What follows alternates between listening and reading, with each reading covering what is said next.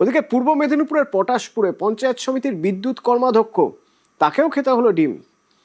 চোর চোর স্লোগান, তার সঙ্গে চলছে নাগারে ডিম ছোড়া।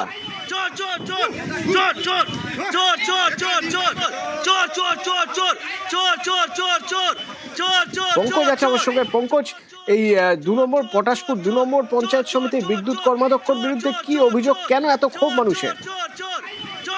দেখো, তুমি দেখে আসছো যেখানে সরকারি পালা বদলের পরে যেখানে বিভিন্ন যে কর্মাধ্যক্ষ সব পঞ্চায়েত প্রধান, পঞ্চায়েত প্রতিনিধি সব বিভিন্ন ধরনের যে দুর্নীতি করে আসছে, সেই দুর্নীতির সাক্ষী থেকে গেল আজকে কিন্তু পটাশপুর 2 নম্বর ব্লকে যেখানে পঞ্চায়েত সমিতি বিদ্যুৎ কর্মাধ্যক্ষ জবা রানী গিরির বিরুদ্ধে কিন্তু চোর চোর স্লোগান এবং ডিম থেরাপি। যেখানে এই পঞ্চায়েত সমিতির বিদ্যুৎ কর্মাধ্যক্ষ জবা রানী গিরি যখন পঞ্চায়েত সমিতি কার্যালয়ে আসেন তখনই কিন্তু জনরোষের শিকারের মধ্যে পড়তে হয়।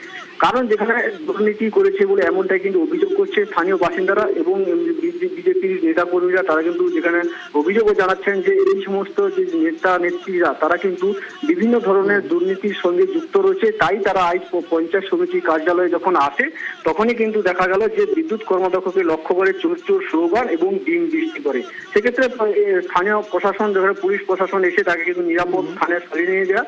এই ক্ষোভের মুখে পড়লো একেবারে বিনোদিনী ঘটনা। দেখা গেল যে ডিম থেরাপি, এই ডিম থেরাপি সাক্ষী থাকি গেল পটাশপুরে এই বিদ্যুৎ কর্মাধ্যক্ষ পঞ্চায়েত সমিতির জবা রানী। ধন্যবাদ।